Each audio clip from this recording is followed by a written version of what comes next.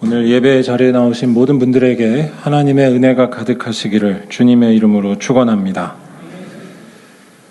여러분, 좋은 사람이 되기 위해선 어떻게 해야 하는 걸까요? 단지 좋은 일들을 많이 하고 잘 할 줄 알기만 하면 되는 걸까요?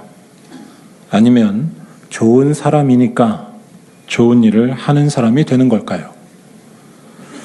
한 20년도 전에 나온 헐리우드 영화 중에 정신연령이 7살 수준으로 멈춰버린 지적장애인 아버지와 그가 키우는 어린 딸에 대한 이야기를 다룬 I am Sam이라는 영화가 있습니다.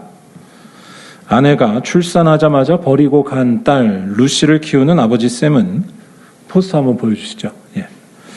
비록 남들이 보기에는 정상적이지 못했지만 나름 열심히 딸을 키우며 행복한 가정을 이루고 있었습니다.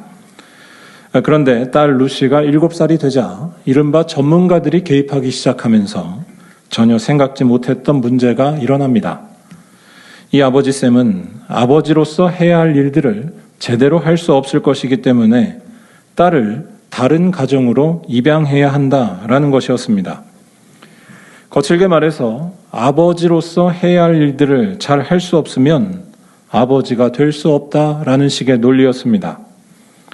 그렇기 때문에 부족하고 능력이 딸리는 부모는 안타깝지만 현실적으로 다른 부모에게 그 자리를 넘기는 것이 바람직하다라는 이야기였습니다.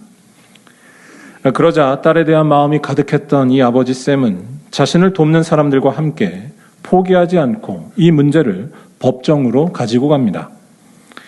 이미 딸과 같이 있으면 안 된다라는 명령을 받은 상태였지만 자신이 7살짜리 지능을 가졌어도 아버지로서의 자격이 있다는 것을 증명해 보여서 딸 루시와 이전처럼 같이 살고자 하는 간절한 마음 때문이었습니다.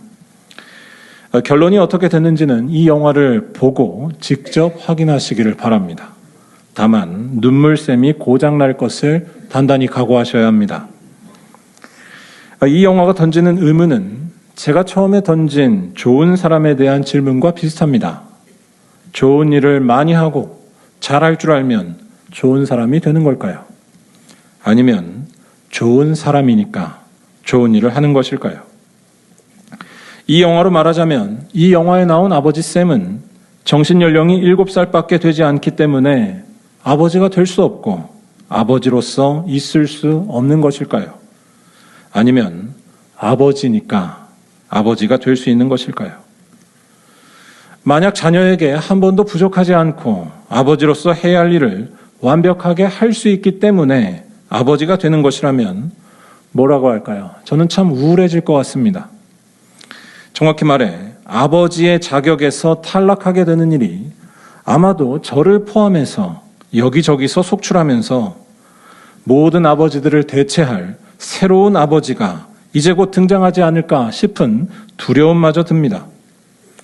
인공지능이 인간의 모든 일들을 대체해 나가는 이 시대에, 아니 이미 완벽하게 교사나 상담가의 역할도 AI가 대체해 가고 있는 이 시대에 무엇이든 다 잘할 수 있는 AI가 아버지의 역할을 대신하지 말라는 법이 있을까요?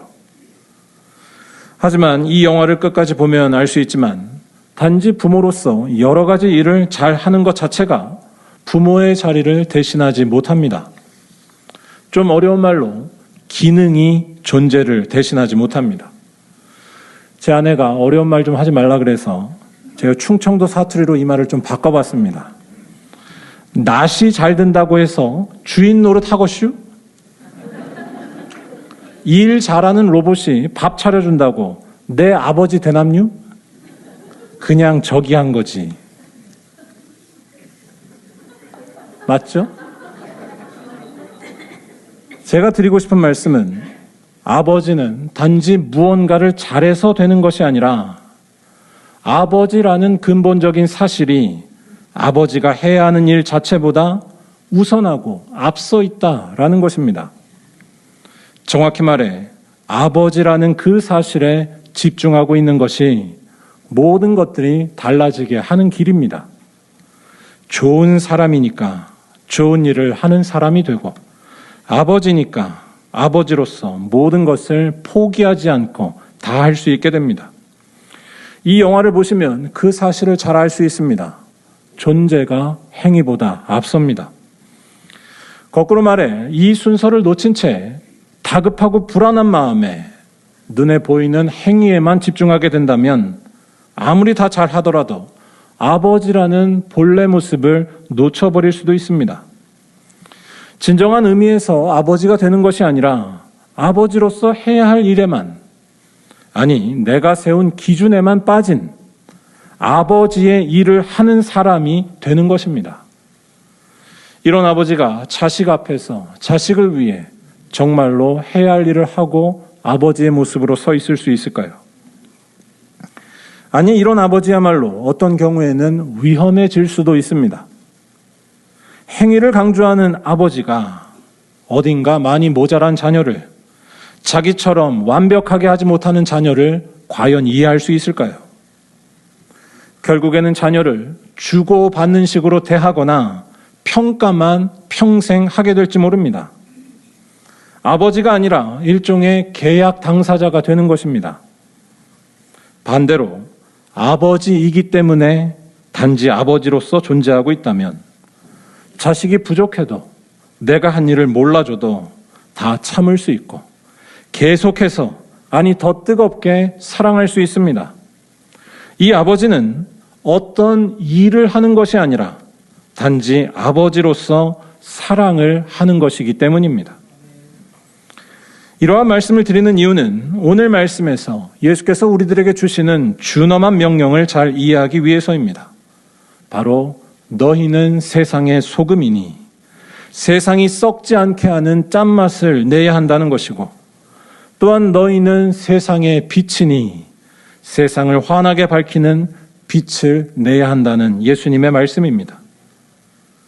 무슨 말씀이냐면 예수님의 이 명령은 단지 무엇을 하라는 것에만 초점을 맞춰 읽으면 안 된다는 것입니다. 소금이 소금으로 있으면 당연히 짠맛이 나고 짠맛을 내지 않을 수 없는 것처럼, 또한 빛은 단지 빛으로 존재하고 있으면 일부러 빛을 내려고 노력하지 않아도 당연히 세상을 자기도 모르게 밝히고 있는 것처럼 우리 그리스도인들 역시 마찬가지라는 것입니다.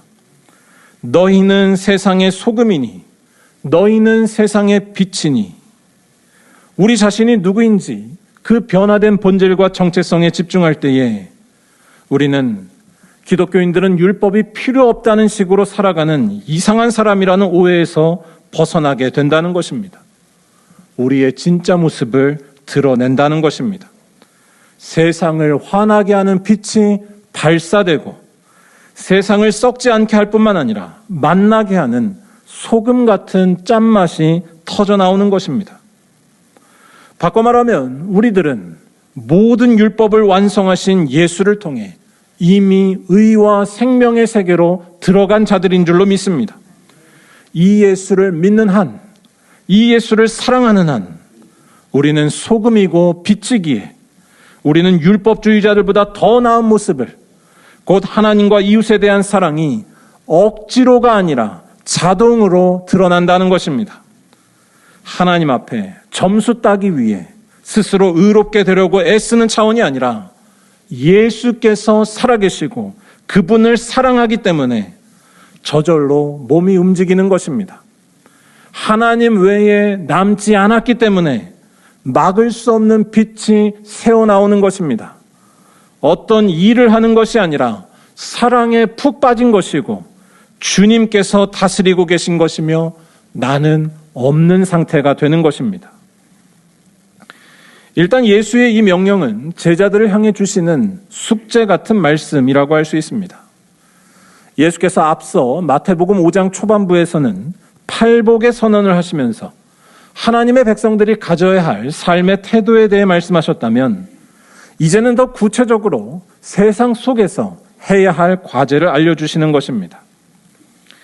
특별히 예수의 이러한 권면은 예수의 제자들에 대한 세상의 오해 때문에, 정확히 말하면 당시 바리새인과 서기관들이 가졌던 오해를 불식시키려는 의도가 담겨 있다고 할 수 있습니다. 오늘 읽지는 않았지만 오늘 말씀과 긴밀히 연결되어 있는 17절을 보면 예수께서 이런 말씀을 하십니다. 내가 율법이나 선지자를 폐하러 온 줄로 생각하지 말라. 폐하러 온 것이 아니요 완전하게 하려 함이라. 아멘. 이 말씀은 일단 율법에 매이지 않고 활동하신 예수께서 바리새인들과 충돌하셨던 것이 그 배경에 있다고 할 수 있습니다. 예수의 제자들이 안식일에 밀을 잘라 먹었을 때 예수께서는 아무것도 먹으면 안 된다라는 안식일 규정을 강조했던 바리새인들과 크게 충돌했었습니다. 그런데 이 말씀은 더 나아가서는 초기 기독교 시절 예수 믿는 사람들에 대한 사람들의 오해를 반영한다고 할 수 있습니다. 이른바 기독교는 율법을 폐기시켜버리는 사람들, 저들은 율법을 무시한 채 살아가는 사람들이라는 오해였습니다. 이런 오해가 생기게 된 데에는 복음에 대해 잘못된 생각을 가진 채 살고 있었던 기독교인들의 탓이 컸습니다. 곧 기독교인들은 복음 안에서 인간을 자유롭게 하는 은혜를 받았기 때문에 사람을 올가매는 율법으로부터 자유하고, 그래서 율법은 지키지 않아도 되고 무시해도 되는 것으로 취급하며 사는 것이었습니다. 중요한 것은 영적인 깨달음과 지식, 예수를 통해 이미 모든 죄에서 용서받았다는 사실을 믿고 자유를 누리는 것, 그것 하나뿐이라는 것입니다. 아니, 율법이나 도덕은 우리가 받은 그 고귀한 자유를 부정하고 훼손해 버릴 수 있으니까 아예 없애며 사는 것이 더 옳고 신앙적으로 바른 길이라고까지 주장하는 것이었습니다. 여러분 어떠신가요? 이러한 주장처럼 예수께서 우리를 자유케 하셨기 때문에 우리는 세상의 질서가 필요 없이 그러한 규정과 질서들, 율법을 부정하며 살아도 되는 것일까요? 놀라운 것은 이러한 주장에 겉으로는 불편함을 느끼는 것처럼 보여도 많은 기독교인들이 자기도 모르게 이런 주장에 심정적으로 동의하며 살기도 한다는 것입니다. 제가 볼 때 그렇게 말할 수 있는 증거는 두 가지가 있습니다. 첫째, 사람들이 고민하며 합의해 놓은 여러 가지 법과 질서, 도덕과 윤리를 무너뜨리는 많은 부정과 부패들에, 또한 세상에서 일어나는 꽤 많은 폭력적이고 파괴적인 일들에 우리 기독교인들이 서슴없이 연루된 경우가 아주 많다는 것입니다. 두 번째는 더 근원적으로 세상에서의 삶과 우리들의 육체를 무시하는 영육 이원론이 우리들의 믿음에 아주 깊숙이 뿌리 박혀 영향을 미치고 있다는 것입니다.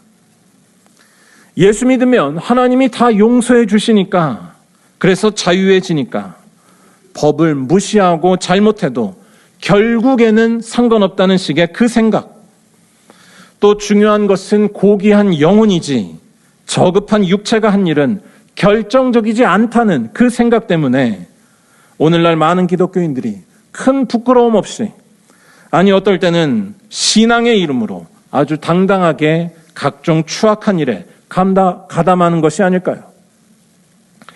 하지만 오늘 읽은 말씀과 또 오늘 말씀 다음에 나오는 말씀들에서 예수께서는 이러한 생각을 깡그리 다 부정하십니다.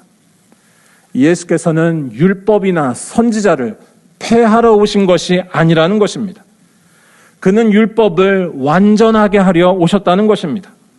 그리고 그 예수를 믿는 그리스도인은, 그 예수와 사랑에 빠진 그리스도인은 하나님께서 주신 계명 중에 지극히 작은 것 하나라도 버리지 않으며 다 행하고 다 가르치는 자라는 것입니다. 왜냐하면 너희는 세상의 소금이기 때문이고 너희는 세상의 빛이기 때문입니다. 소금으로 있는 한 맛을 낼 수밖에 없고, 또한 빛으로서 존재하기 시작하는 한 온 세상을 환하게 비치고야 마는 것처럼 율법을 완성하신 예수께서 살아계시는 한 우리들에게서는 율법이 말하고 가르치는 모든 것들이 온전히 드러나지 않을 수 없다는 것입니다. 아니, 그러한 일들을 막을 수 없다는 것입니다. 무슨 말씀이냐면 스스로 이런 모습을 만들어내려고 애쓰는 것이 아니라 이런 모습이 나올 수밖에 없는 새로운 차원으로의 변화가 일어난다는 것입니다. 오늘 말씀을 다시 잘 보시면 좋겠습니다. 오늘 예수께서 하시는 말씀을 뻔한 식의 훈계나 잔소리처럼 읽어서는 안 됩니다. 무슨 말씀이냐면 오늘 말씀은 너희는 소금이 되어라 또는 너희는 빛이 되어라 라고 말하지 않는다는 것입니다. 또는 이런저런 행동을 해야지만 소금이 되고 빛이 된다 라고도 말하지 않습니다. 너희는 세상의 소금이니 너희는 세상의 빛이라. 이 말씀을 먼저 하신 후에 믿는 자들에게서 나타날 일들과 그 중요성에 대해 말하고 계실 뿐입니다. 뭐라고 할까요? 율법의 모든 조문들을 빠짐없이 잘 지킬 수 있는 어떤 기술에 대해 말하는 것이 아닙니다. 율법의 문자 배후에 있는 하나님의 그 본래적인 뜻과 절대로 뗄래야 뗄 수가 없는 놀라운 사람으로 변화하는 것에 대해 말하고 있다는 것입니다. 왜냐하면 우리들은 율법을 1.1획도 없애지 않으시고 다 이루신 예수를 통해 생명과 기쁨을 얻었고 이제 그분의 것이 되었기 때문입니다. 예수께서는 율법에 담긴 하나님의 말씀에 다 순종하셔서 죽으셨고 3일 만에 부활하셔서 이 율법이 말하는 바 하나님과 하나 되는 일을 이루셨다는 것입니다. 이 예수를 사랑하는 한, 이 예수가 우리 안에 계시는 한 우리들은 소금이고 빛이라는 것입니다. 여러분들은 이 사실 안으로 점점 들어가고 계신가요? 비유컨대 사랑에 대하여 많이 배웠고 어떻게 해야 되는지를 잘 안다고 해서 사랑을 잘하는 것이 아니라 사랑하는 그 사람과 이제는 도저히 뗄래야 뗄 수가 없는 상태가 되었기 때문에 아니 그 사람 안에서 생명과 자유를 얻었기 때문에 그 사람을 위해 모든 것을 다 할 수 있게 되는 것과 비슷하다고 할까요? 그러한 사람에게는 사랑에 대한 어떤 안내서나 법칙들을 자세히 모르더라도 큰 문제가 되지 않습니다. 몇몇 것은 빼먹을지 모르지만 완벽한 사랑이 나오고 누구도 할 수 없는 일을 하게 됩니다. 이 사람은 서툴고 어설플지는 몰라도 이미 사랑으로 새로 태어난 사람이기 때문입니다. 곧 예수 안에 있는 사람도 이와 같습니다. 예수 안에서 생명과 자유를 얻은 사람은 모든 것들에서 이제는 예수와 뗄래야 뗄 수 없는 존재가 된다는 것입니다. 바로 모든 율법을 완성하신 예수의 그 능력이 자신의 능력으로 나타나는 것이고 그 능력을 사모하며 사는 것입니다. 존재론적인 변화가 삶을 뒤바꾸는 것입니다. 14절 말씀에 산 위에 있는 동네가 숨겨지지 못할 것이요 라는 말씀을 잘 보시기 바랍니다. 일단 여기서 산 위에 있는 동네는 산 위에 있기 때문에 평소에 잘 보이지 않는 곳을 말합니다. 늘 어둡게 절망 속에 지낼 수밖에 없는 그런 곳을 가리키는 말인데 뭐라고 할까요? 세상은 즐거운 일이 있어서 떠들고 잔치를 열 때 거기와 전혀 상관없는 곳, 소외되어 있는 그런 곳들을 생각해 보시면 됩니다. 이를테면 주가가 5,000피가 넘어서 모두가 즐거워하는 이 시대에 그런 것과 전혀 상관없이 살고 있는 여전히 가난과 고통, 차별 속에 신음하며 살아가는 산 위에 있는 동네가 우리 대한민국에 과연 없을까요? 그런데 그런 산 위의 동네가 숨겨지지 않게 하는 일, 곧 그곳이 더 이상 어둠에 있지 않게 하고 거기에도 빛이 쳐들어가게 하는 일이 너희를 통해서 예수 믿는 제자들을 통해서 반드시 일어난다는 것입니다. 왜냐하면 제자들은 예수의 빛, 세상의 빛이기 때문입니다. 잘 보시기 바랍니다. 이 말씀에서 숨겨지지 못할 것이요 라는 이 표현은 아주 강력한 표현입니다. 그 어둠 속에 꽁꽁 쌓여있던 마을이 빛을 받아서 환하게 드러나는 일을 아무도 막을 수가 없다는 것입니다. 왜냐하면 율법을 완성하신 예수를 믿고 그 예수 안에서 소망과 자유를 얻은 제자들은 율법의 모든 뜻을 이루는 예수의 그 일에 자기를 안 드릴 수가 없기 때문입니다. 세상의 빛이기 때문입니다. 모두가 즐거울 때에도 눈물을 흘리며 살 수밖에 없는 자들에게 찾아가 그들이 환하게 웃을 수 있도록 위로하는 그 한 사람이 된다는 것입니다. 이러한 사람이 예수 안에서 자유를 얻었다는 이유로 신앙의 이름으로 서슴없이 불의한 일을 저지르거나 법을 무시하고 다른 사람을 아프게 하는 일에 가감히 가담할까요? 만약에 그런 사람이 있다면 그런 사람은 거칠게 말할 때 아무리 순수하고 진정성이 있어도 아무리 예수 믿는 영적 지식이 충만하다 하더라도 예수가 없는 것이나 같지 않을까요? 그러한 사람은 정말로 예수를 알았다거나 예수와 관계를 맺었다고 말하기도 어렵습니다. 예수께서는 율법을 완전하게 이루셔서 우리를 자유롭게 하셨기 때문입니다. 오늘 말씀 13절에서 맛을 잃은 소금에 대해 경고하는 말씀이 그런 사람의 모습을 더욱 적나라하게 알려줍니다. 이 말씀은 충격적이면서 아주 명명백백한 이야기를 전합니다. 쉽게 말해 소금이 그 맛을 잃는다면 그런 소금은 아예 존재 자체가 불가능하다는 것입니다. 그건 소금이 아닙니다. 만약 소금이라고 하는데 맛을 잃었다면 쓸모가 없기 때문에 버려져 밟힐 뿐입니다. 바꿔 말해 이 말씀은 소금이라면 반드시 짠맛이 나야 한다는 것을 강조하는 말씀입니다. 곧 율법을 완성하신 예수께서 살아계시고 그를 통해 기쁨과 소망을 얻었다면 그 사람 또한 율법에서 말하는 바 세상을 살리는 하나님의 능력이 짠맛이 터져 나온다는 것입니다. 그렇지 않다면 그는 예수를 사랑하지 않는 것입니다. 그는 사실 예수가 없는 것이고 그러면 충격적이게도 버림받고 만다는 것입니다. 사랑하는 여러분, 예수께서 죽으시고 부활하셔서 율법의 모든 뜻을 완성하셨고 그래서 그분 안에서 우리는 새로워진 줄로 믿습니다. 이 예수가 우리를 구원하시는 분입니다. 이 예수께 빠지는 한 우리는 세상의 소금이고 빛인 줄로 믿습니다. 이 사실이 늘 생생하도록 항상 기도와 예배에 힘쓰시기 바랍니다. 형식적으로 예배드리지 마시고 진심을 다해 주님 앞에 예배드리시기 바랍니다. 그리하면 모든 것들이 달라질 줄로 믿습니다. 누가 시키지 않아도 산 위에 있는 동네까지 밝히는 환한 빛이 여러분들에게서 나올 것이고 불의한 세상을 정화시키는 짠맛이 자연스럽게 터져 나올 것입니다. 곧 여러분들을 통해 절망한 자들이 일어나고 세상이 새롭게 되는 일이 일어나는 것입니다. 바라기는 이러한 믿음으로 세상의 소금과 빛이 되어 살아가는 말리언교회 모든 성도들이 다 되시기를 주님의 이름으로 간절히 축원합니다.